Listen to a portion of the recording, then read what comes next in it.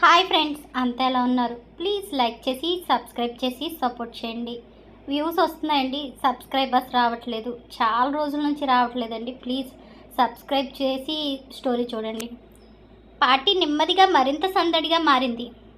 విదేశీ ప్రతినిధులు ఒకరితో ఒకరు పరిచయాలు పెంచుకుంటూ నవ్వులు పంచుకుంటున్నారు. రాహి మాత్రం ఒక మూలన నిలబడి చుట్టూ ఉన్న ప్రపంచాన్ని ఆశ్చర్యంగా గమనిస్తుంది. అంతలో హాల్ ప్రధాన ద్వారం తెరుచుకుంది. అందరి చూపు ఒక్కసారి ఆ వైపు తిరిగింది. ప్రపంచ ప్రసిద్ధి బిజినెస్ ఉమెన్ ఇస్బెల్లా హాట్ ఆత్మవిశ్వాసంతో లోపలికి అడుగుపెట్టింది. ఆమె రాకతో చాలామంది సీఈఓలు, అధినేతలు కూడా లేచి స్వాగతం పలికారు. కానీ ఆమె చూపు మాత్రం నేరుగా ఆర్యన్ పైనే ఆగిపోయింది. ఇసబెల్లా నెమ్మదిగా ఆర్యన్ దగ్గరకు వచ్చి చిరునవ్వుతో చెయ్యి చాపింది. Finally the famous Aryan Dev అంది. ఆర్యన్ మర్యాదగా షేక్ హ్యాండ్ చేశాడు. ఆమె కళ్ళల్లో మాత్రం సాధారణ పరిచయం కాదు, స్పష్టమైన ఆసక్తి కనిపిస్తుంది. రాహి దూరం నుంచి ఆ దృశ్యాన్ని గమనిస్తుంది. వాళ్ళు ఏం మాట్లాడుకుంటున్నారో అర్థం కాకపోయినా ఆ అమ్మాయి చూపు మాత్రం తనకు అసౌకర్యంగా అనిపించింది. ఇసబెల్లా చిరునవ్వుతో అంది, మిస్టర్ ఆర్యన్, మీ గురించి చాలా విన్నాను. కానీ ప్రత్యక్షంగా చూస్తే మీ గురించి చెప్పినవి కూడా తక్కువే అనిపిస్తుంది. అక్కడున్న కొందరు నవ్వుకుంటున్నారు. ఆర్యన్ మాత్రం ఎలాంటి స్పందన లేకుండా లెట్స్ కీప్ ఇట్ ప్రొఫెషనల్ అని చల్లగా చెప్పాడు. ఆ సమాధానం విన్న ఆమె నవ్వు మాత్రం తగ్గలేదు. ప్రొఫెషనల్ రిలేషన్షిప్ కూడా కొన్నిసార్లు పర్సనల్ అవుతాయి అని అంది. దూరంగా నిలబడి ఉన్న మాయా ఈ దృశ్యాన్ని చూసి ఆనందపడుతుంది. అసలు ఆట ఇప్పుడు మొదలవుతుంది అని అనుకుంటుంది. ఆకాష్ మాత్రం రాశి ముఖం గమనించాడు. ఆమెకు ఇంగ్లీష్ రాకపోయినా ఆ అమ్మాయి ప్రవర్తనలో ఉద్దేశం మాత్రం స్పష్టంగా కనిపించింది. రాహి నిశ్శబ్దంగా తన చేతిలో గ్లాసును గట్టిగా బిగించి పట్టుకుంది.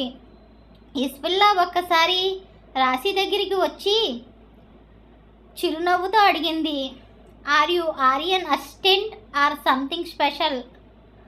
రాహి ఒక్కసారి తడబడిపోయింది. ఇంగ్లీష్ రాకపోవడంతో సమాధానం చెప్పలేక మౌనంగా నిలబడిపోయింది. ఆర్యన్ వెంటనే మధ్యలోకి వచ్చి గంభీరంగా అన్నాడు, she is with me, that's enough. ఆ ఒక్క వాక్యం విన్న వెంటనే ఇసబెల్లా కళ్ళల్లో ఆశ్చర్యం మెరిసింది. మాయ ముఖంలో చిరునవ్వు మాయమైపోయింది.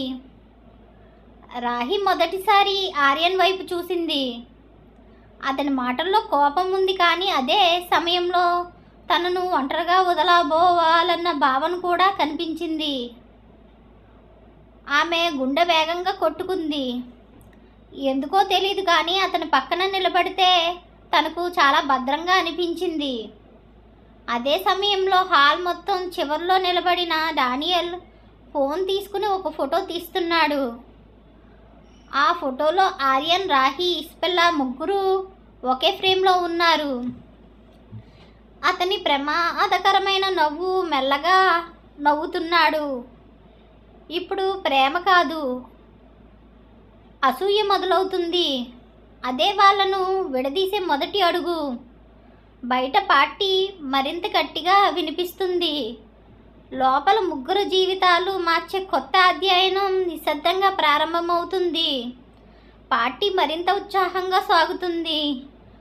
లైవ్ బ్యాండ్ సంగీతం హాల్ అంతా మారుమోగిపోతుంది. కనీసం ఒకరి మాట కూడా ఒకరికి వినిపించనంత సౌండ్ వస్తుంది. విదేశీ అతిథులు చిన్న చిన్న గుంపులుగా విడిపోయి మాట్లాడుకుంటున్నారు. ఆర్యన్ పలువురు ఇన్వెస్టర్లు చుట్టుముట్టడంతో అతను బిజినెస్ చర్చల్లో నిమగ్నమయ్యాడు. మరోవైపు ఆకాష్ కూడా కొందరు డైరెక్టర్లు తమ టేబుల్ దగ్గరకు పిలిచారు. కొన్ని నిమిషాల్లోనే ముగ్గురు వేర్వేరు దారుల్లోకి వెళ్ళిపోయారు. రాహి మాత్రం ఒంటరిగా నిలబడి అర్థం కాక చుట్టూ చూస్తుంది. ఎంత పెద్ద హాల్లో తనకు తెలిసిన ఒకే ముఖం కూడా కనిపించడం లేదు. ఆమె గుండెల్లో చిన్న భయం మొదలైంది. అదే సమయంలో ఒక విదేశీ సర్వర్ ఆమె దగ్గరకు వచ్చి చిరునవ్వుతో ఒక గ్లాస్ అందించాడు. Fresh Apple sparkling juice ma'am అని చెప్పాడు. రాహి సందేహంగా ఆ గ్లాస్ తీసుకుంది. కానీ దూరం నుంచి ఇదంతా గమనిస్తున్న డానియల్ మనిషి మరో సర్వర్తో కళ్ళు కలిపాడు. ఆ ఒక్క క్షణంలో గ్లాస్ మార్చబడింది.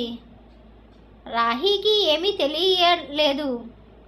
ఆమె 2-3 సిప్పులు తాగి పక్కకు నడిచింది.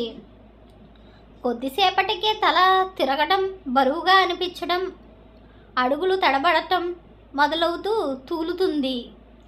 అదే సమయంలో ఆర్యన్ దగ్గర ఇసబెల్లా మరోసారి వచ్చి just 1 welcome drink mister Aryan అని నవ్వుతూ గ్లాస్ అందించింది. సాధారణంగా ఎప్పుడూ జాగ్రత్తగా ఉండే ఆర్యన్ మర్యాద కోసం ఒక సిప్ మాత్రం తాగాడు. కానీ అతనికి తెలియకుండా ఆ గ్లాసులో బలమైన ఆల్కహాల్ ఉంది. కొన్ని నిమిషాల్లోనే అతని చూపు కూడా కొద్దిగా భారంగా మారిపోయింది.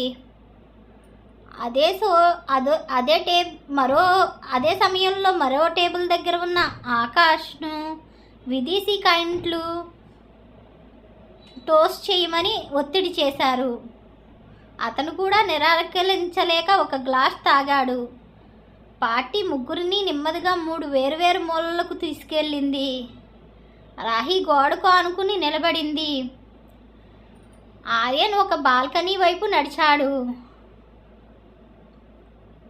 ఫోన్లో మాట్లాడేందుకు బయటకు వెళ్ళాడు. ముగ్గురు ఒక్కొక్కరికి కనిపించకుండా పోయారు. హాల్లో సంగీతం మరింత గట్టిగా వినిపిస్తుంది. ఎవరికి ఎవరు కనిపించని పరిస్థితి, తెలియడం లేదు. రాహి ఒక్కసారిగా తన హ్యాండ్ బ్యాగ్ తెరిచి చూసింది. వెంటనే తన ముఖం వెలవెల్లబోయింది. అయ్యో నా మొబైల్ అని కంగారుగా చుట్టూ వెతకడం మొదలుపెట్టింది. టేబుల్ దగ్గర చూసింది కానీ అక్కడ కనిపించలేదు. కుర్చీల కింద చూసింది, ఎక్కడా లేదు. ఆమె గుండె వేగంగా కొట్టుకుంటుంది.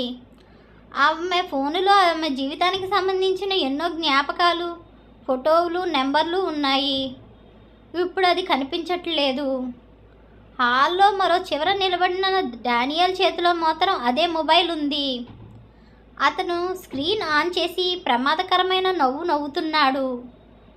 ఇప్పుడు అసలైన ఆట మొదలు పెడదాం.